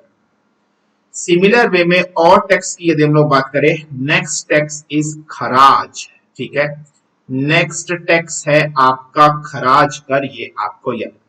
खराज टैक्स की बात करते हैं, ये एक प्रकार का लैंड टैक्स है। This is a type of land tax, ये आपको याद रखना, भूमि कर। ऐसे ही यदि हम लोग बात करें और टैक्स की बात करें, बिल्कुल ध्यान से देखिएगा, नेक्स्ट टैक्स जो है वो है आपका खम्श। ठीक है बच्चे, नेक्स्ट टैक्स इज खम्श टैक्स, ये आपको याद है। खम्स टैक्स की यदि मैं बात करूं, ये खम्स कर क्या है, तो ये युद्ध, बच्चे बिल्कुल ध्यान से देखिएगा, बैटल जो आपका युद्ध होता है, इसमें जो लूटा हुआ सामान है, जो युद्ध में लूटा हुआ टैक्स है, वो होता है। युद्ध में लूटा हुआ जो सामान होगा उसका 80%, युद्ध में लूटा हुआ जो सामान होगा उसका 20%। 80% जाएगा किंग के पास, राजा के पास, 20% जाएगा सोल्जर के पास, सैनिक के पास। ये कहा 20% का मतलब बच्चे 1/5, किंग के 80% का मतलब बच्चे 4/5, ये आपको याद। तो 4/5 राजा के पास, 1/5 सोल्जर के पास, ये आपको याद रखना है खम्स टैक्स। तो जो टैक्स की हम लोग यहाँ पर बात करते हैं, बिल्कुल ध्यान से देखिएगा, 3-4 टैक्स है बहुत important, jizya tax, zakat tax, kharaj tax और khams tax. Jizya tax non Muslim से लिया जाता था, जकात टैक्स रिच मुस्लिम से प्रॉपर्टी टैक्स था जो कि 1/10वां हिस्सा होता था। खराज टैक्स लैंड टैक्स है। खम्स टैक्स युद्ध में लूटा हुआ टैक्स है जो कि 80% राजा पे जाता था, 20% सोल्जर सिपाहियों पे जाता था। ये आपको याद है। यहां तक समझ में आ गया होगा सभी को, ठीक है। नेक्स्ट पॉइंट बच्चे बिल्कुल ध्यान से देखिएगा, जिस टाइम पर अलाउद्दीन खिलजी की डेथ हुई ड्रॉपसी से, ठीक है बच्चे, तो बच्चे बिल्कुल ध्यान से देखिएगा, इसकी मृत्यु के तुरंत 35 दिन बाद जो आपका मलिक काफूर था, ठीक है, मलिक काफूर था, बिल्कुल ध्यान से देखिएगा,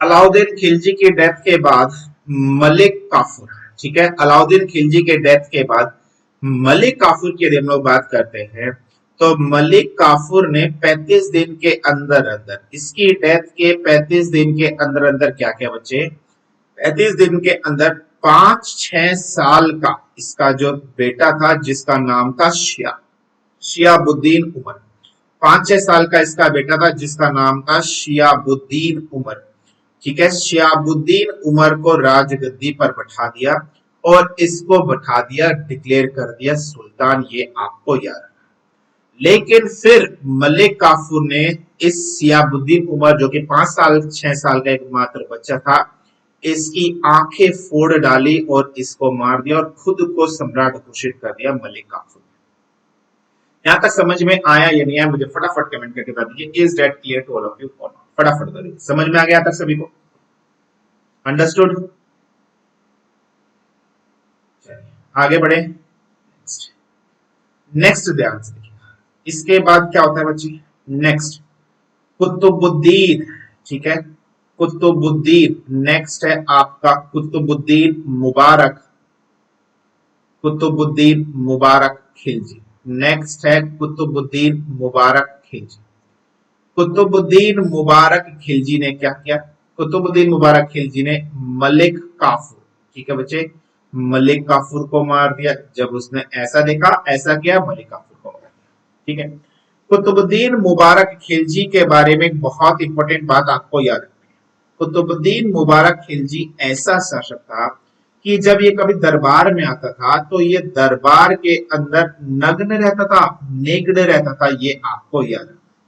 पूरे के पूरे दरबार में नेकड़ घूमता रहता था, वस्त्र नहीं पहनता था, ये आपको याद।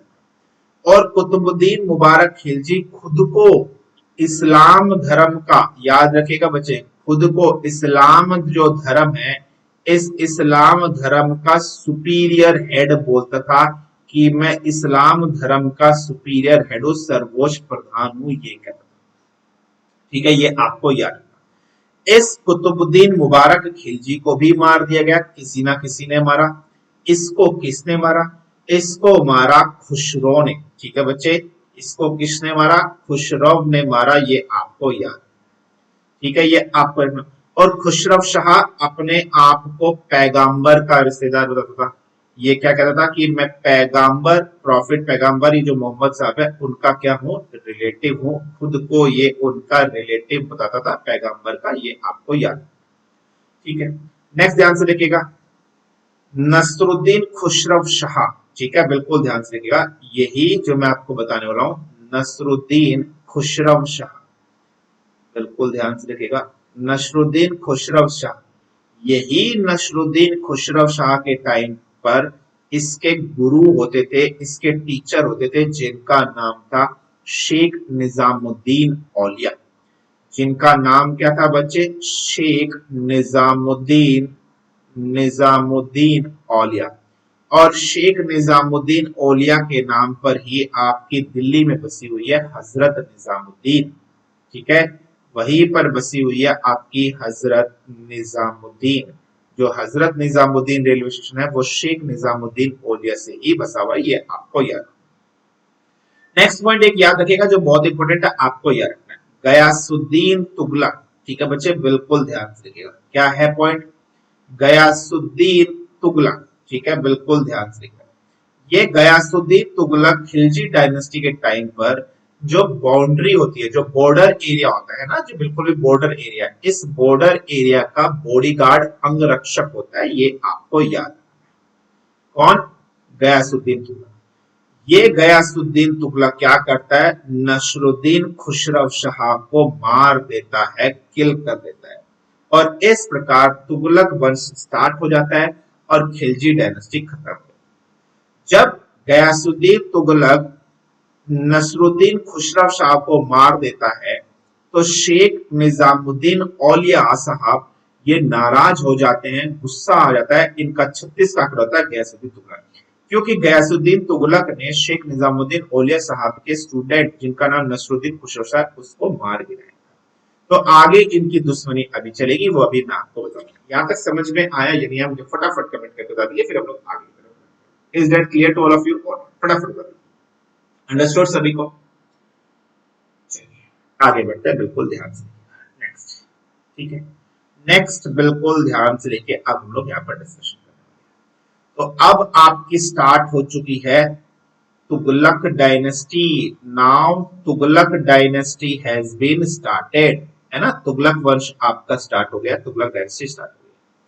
तो तुगलक डायनेस्टी आपकी स्टार्ट होती है कब से कब तक, तुगलक डायनेस्टी 1320 से लेकर 1414 के बीच तक चलती है आपका तुगलक वंश, तुगलक डायनेस्टी, ठीक है, बिल्कुल ध्यान से देखिए। दिल्ली सल्तनत, बिल्कुल ध्यान से देखिएगा बच्चे, दिल्ली सल्तनत, ठीक है, दिल्ली सल्तनत की सबसे लंबी, ठीक है, दिल्ली सल्तनत की सबसे लंबी, सबसे लॉन्गेस्ट कोई अगर, ठीक है, डायनेस्टी चली है, कोई डायनेस्टी अगर चली है तो वो है आपकी तुगलक डायनेस्टी, ये आपको याद है, ठीक है। इस तुगलक डायनेस्टी के फाउंडर की यदि हम लोग बात करें कि इसका फाउंडर कौन है, तो तुगलक डायनेस्टी के फाउंडर है गयासुद्दीन तुगलक, गयासुद्दीन, बिल्कुल ध्यान से देखिएगा, who is the founder of Tughlaq dynasty, Ghiyasuddin Tughlaq, ये आपको याद रखना, Ghiyasuddin Tughlaq is the real founder of Tughlaq dynasty, ठीक है। गयासुद्दीन तुगलक ने एक टाइटल भी एडॉप्ट किया था, एक उपाधि भी एडॉप्ट की थी, और इसने गजनी की उपाधि धारण करी थी, ये आपको याद रखना, ये adopted the title of Ghazni, ठीक है, ये आपको याद रखना। गजनी का मतलब होता है काफिरों को मारने वाला, इसका मतलब क्या होता है बच्चे, काफिरों को मारने वाला, ठीक है, काफिरों को मारने वाला, ये आपको याद रखना, ठीक है। नेक्स्ट बिल्कुल ध्यान से देखिए, अब इसी तुगलक डायनेस्टी के जो फाउंडर है गयासुद्दीन तुगलक, ये एक शहर, एक नया सिटी भी का निर्माण भी करवाते हैं, शहर भी बसवाते हैं, जिसको हम लोग बोलते हैं तुगलकाबाद, ठीक है बच्चे, बिल्कुल ध्यान से देखिएगा, तुगलकाबाद। तो ये तुगलकाबाद नाम का एक नया शहर बसवाते हैं, ये आपको याद, ठीक है। नेक्स्ट, ये एक नई कल्चर ट्रेडिशन भी स्टार्ट करते हैं, उस ट्रेडिशन की यदि हम लोग बात करें कि ये कौन सा एक नया कल्चर ट्रेडिशन स्टार्ट करते हैं, उसे कहा जाता है रस्म ए मियान। उसे किस नाम से जाना था बच्चे, रस्म ए मियान नाम से जाना जाता है, ये आपको याद है। रस्म ए मियान नाम से एक नया ट्रेडिशन कल्चर भी स्टार्ट करते हैं, नीति भी स्टार्ट करते हैं, ये आपको याद है। ये ना तो ज्यादा हार्ड है, ठीक है, और ना ही ज्यादा सॉफ्ट है, मतलब ये दंड नीति है, ना तो कठोर दंड है ना कम कोमल, मतलब मिडिल लेवल की। नेक्स्ट, और बिल्कुल ध्यान से देखिएगा, ये टैक्स भी वसूलते हैं। ये जो भी प्रोडक्टिविटी होती है, ठीक है बच्चे, जो भी प्रोडक्टिविटी होगी उस प्रोडक्टिविटी का 1/10 से लेकर 1/12 के बीच तक टैक्स वसूलते हैं। 1/10 से लेकर 1/12 तक के बीच में प्रोडक्टिविटी का टैक्स वसूलते हैं, ठीक है, बिल्कुल ध्यान रखना। इन्हीं के समय पर बच्चे, इन्हीं के समय पर याद रखिएगा, मंगोलों ने, ठीक है, इसी के टाइम पे मंगोलों ने 29 बार अटैक किया था, हमला किया था, ये आपको याद है। इन्हीं के टाइम पर मंगोलों ने 29 बार भारत पर हमला किया था, ये आपको याद है। और इसने मंगोलों के 29 टाइम्स क्या किया था, डिफीट किया था, हराया था, ये भी आपको याद है। इसने ही मंगोलों को 29 टाइम डिफीट किया था, हराया था, ये भी आपको याद है। यहां तक समझ में आ गया। तो गयासुद्दीन तुगलक ने तुगलक डायनेस्टी फाउंडेशन करी, इसने उपाधि गजनी की उपाधि करी धारण करी, इसका मतलब है काफिरों को मानने वाला। तुगलक डायनेस्टी 1320 से 1414 सबसे लंबी डायनेस्टी रही थी। इसने एक शहर बसाया तुगलकाबाद, इसने एक ट्रेडिशन रस्म ए मियान चलाई, ये प्रोडक्टिविटी का 1/10 से 1/12 हिस्सा टैक्स लेता था। मंगोलों ने इसी के टाइम पर 29 बार हमला किया था और 29 बार इसने उनको हराया भी, ये भी आपको याद रखना है। यहाँ तक समझ में आ गया तो फटाफट कमेंट कर दीजिए, फिर हम आगे की तरफ बढ़ते हैं।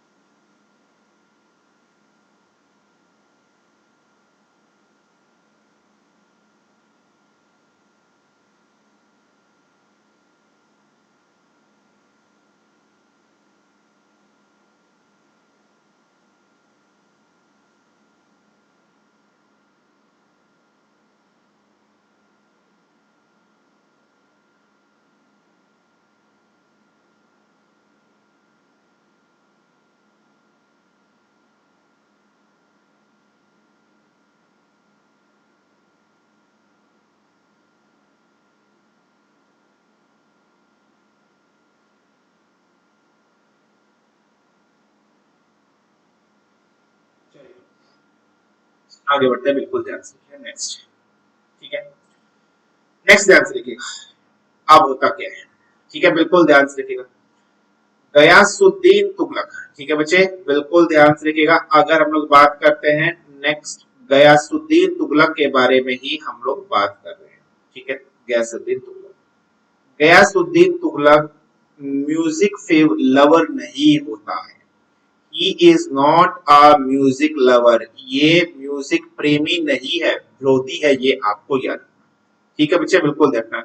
साथ ही साथ गयासुद्दीन तुगलक का 26 का आंकड़ा है, किसके साथ आंकड़ा है, शेख निजामुद्दीन औलिया के साथ, ठीक है बच्चे, किसके साथ, शेख निजामुद्दीन औलिया के साथ 36 का आंकड़ा इसका रहता है। क्यों रहता है शेख निजामुद्दीन औलिया के साथ 36 का आंकड़ा, क्योंकि शेख निजामुद्दीन के शिष्य है ना खुसरो शाह, उसको मार दिया होता है गयासुद्दीन तुगलक ने, और बदला लेने के लिए शेख निजामुद्दीन औलिया साहब गयासुद्दीन तुगलक के जो बेटा, जिसका नाम होता है जूना खां, जिसका नाम क्या होता है, जूना खां, इसको भड़का रहे होते हैं अपने ही पिता के अगेंस्ट। जूना खां यानी कि मोहम्मद बिन तुगलक, MBT, मोहम्मद बिन तुगलक की यहाँ पर हम लोग बात कर रहे हैं।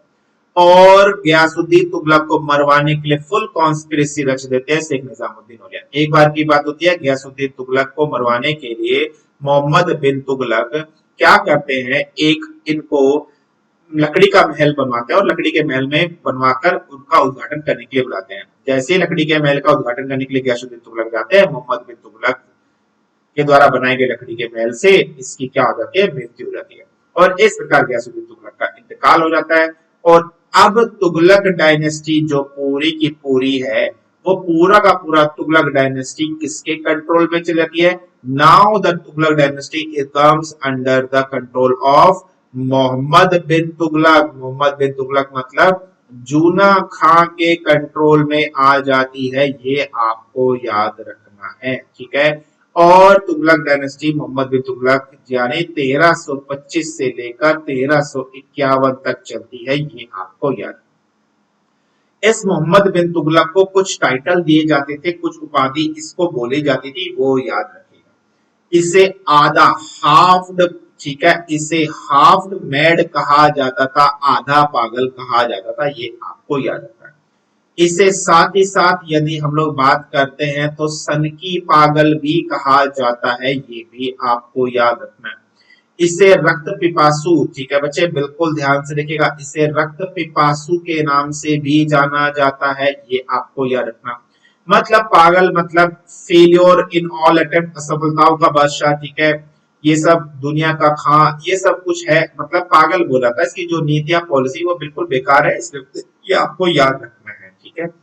नेक्स्ट, तुगलक डायनेस्टी के नेक्स्ट रूलर बनते हैं मोहम्मद बिन तुगलक। इसका जो गुरु बनता है वो कौन बनते हैं? इसके भी गुरु बनते हैं शेख निजामुद्दीन औलिया, ठीक है। इसके भी गुरु कौन बनते हैं? शेख निजामुद्दीन औलिया साहब ही इसके भी गुरु बनते हैं, ये आपको याद है, ठीक है। नेक्स्ट पॉइंट बिल्कुल ध्यान रखना, इन्हीं के टाइम पर जो आपकी दिल्ली सल्तनत है, इन्हीं के टाइम पर जो आपकी दिल्ली सल्तनत है, ये 23 प्रांतों में बटी हुई होती है। कितने प्रांतों में बटी होती है? 23 प्रोविंसेस, ठीक है। 23 प्रोविंसेस में क्या रहती है? डिवाइड रहती है, ये आपको याद रखना। इन्हीं के समय काल पे दिल्ली सल्तनत 23 प्रोविंसेस 23 प्रोविंसेस में क्या रहती है? डिवाइड रहती है, ये आपको याद रखना। नेक्स्ट, इसी के टाइम पर, यही तुगलक डायनेस्टी के टाइम पर मोहम्मद बिन तुगलक जो द्वाब वाला रीजन है बच्चे, इस द्वाब वाले रीजन में टैक्स इंक्रीज कर देते हैं। इस द्वाब वाले रीजन में क्या करते हैं? टैक्स को क्या करते हैं? इंक्रीज कर देते हैं, बढ़ा देते हैं, ये भी आपको याद रखना, ठीक है, ये रखना। और जब टैक्स को इंक्रीज कर देते हैं और किसान टैक्स नहीं दे पाते, क्योंकि उस समय यहाँ पर सूखा पड़ जाता है, तो किसानों को पीट पीट कर जबरदस्ती टैक्स लेते हैं। तो ऐसी हालत हो जाती है तो किसान इसके पास जो जाते हैं कि हम टैक्स नहीं दे पाएंगे, तो इनके कुछ अलग से डिपार्टमेंट बनाता है, ठीक है।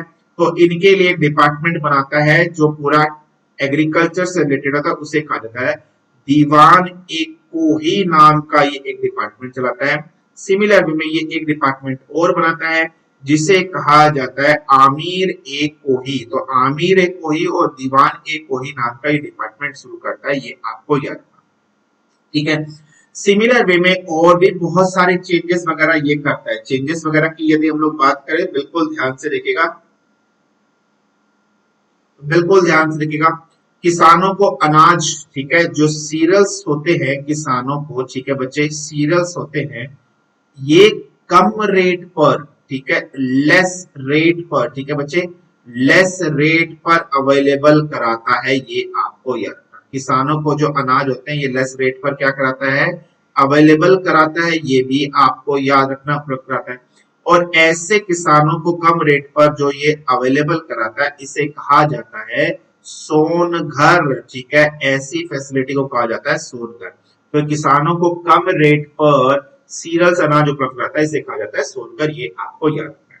तो ये यहाँ तक चीजें आपको क्लियर हुई तो मुझे फटाफट कमेंट कर दीजिए, फिर हम आगे की तरफ बढ़ते हैं। Is that clear to all of you? और फटाफट कर दीजिए, ठीक है, आगे बढ़े, चलिए बिल्कुल ध्यान से देखिए। नेक्स्ट हम आगे बढ़ते हैं। नेक्स्ट, अब ये और चेंजेस क्या करेगा? ये अपनी कैपिटल जो राजधानी है, इस कैपिटल में भी चेंजेस करेगा, परिवर्तन करेगा। कैपिटल में भी क्या करता है? चेंजेस करता है, परिवर्तन करता है। ये कैपिटल दिल्ली से, ये कैपिटल दिल्ली से दौलताबाद कर देता है। कहां पर कर देता है, दिल्ली से कैपिटल का ट्रांसफर करता है दौलताबाद, क्योंकि उस समय दिल्ली में प्लेग की बीमारी फैली होती है और ये आदेश देता है कि दिल्ली में कोई भी नहीं रहेगा। एक इंसिडेंट ये कहा जाता है कि उस टाइम की बात है, दिल्ली में दो व्यक्ति रह जाते हैं, एक रह जाता है अंधा और एक रह जाता है बच्चे आपका लंगड़ा। तो ये दो व्यक्ति दिल्ली छोड़ के नहीं जाते, बाकी सब चले जाते हैं। मोहम्मद बिन तुगलक आता है, भाई तुम दोनों क्यों नहीं जा रहे हो? आपके दिमाग में ये क्वेश्चन आता होगा, इसने तुमको दिल्ली भेजने के लिए क्या तरीका अपनाया होगा? बोला होगा कि भाई अंधे के सिर पे लंगड़े को बिठा दिया होगा, रास्ता दिखाते क्यों चले गए? लेकिन हाँ, इसने क्या किया, दोनों के टांगों पर घोड़े से बांधी और खींचता हुआ लेके चला गया दौलताबाद तक। और दौलताबाद जब पहुंचा, बेचारे मरी गए। जैसे ही दौलताबाद पहुंचा, दौलताबाद में फिर से प्लेग की बीमारी फैल गई, फिर दौलताबाद से फिर दिल्ली। तो पहले इसने दिल्ली से दौलताबाद कैपिटल ट्रांसफर करी, फिर दौलताबाद से दिल्ली। तो देखो इसका जजमेंट, इसका जो डिसीजन देखो वो कितना अटपटा सा था, अजीब सा डिसीजन था। तो डेट्स वाई ये पागल राजा भी कहा जाता था, ये आपको याद। नेक्स्ट और बात करते हैं, तो ये टोकन करेंसी भी इसने चलाई थी बच्चे। ठीक है बच्चे, बिल्कुल ध्यान से रखिएगा, टोकन करेंसी भी ये चलाता है, सांकेतिक मुद्रा भी ये चलाता है। टोकन करेंसी कौन कौन सी? एक तो कॉपर, तांबे की करेंसी चलाता है, ये आपको याद। सिमिलर वे में एक ब्रास की करेंसी चलाता है, पीतल की करेंसी चलाता है, ये आपको याद। और यदि हम लोग बात करें तो ये चमड़े, लेदर के कॉइन्स भी चलाता है, आपको याद रखना है। ठीक है बच्चे, तांबे के सिक्के, ब्रास के सिक्के, कॉपर के सिक्के, ये सब सिक्के चलाता है। कॉपर के सिक्के की बात करते हैं, इसे कहा जाता है बरनी। कॉपर के सिक्के को बरनी कहा जाता है। ब्रास, जो पीतल के सिक्के इसने चलाए थे, उसकी बात करें, इसे इसने बोला था फरिश्ता। ठीक है बच्चे, क्या बोला था? फरिश्ता।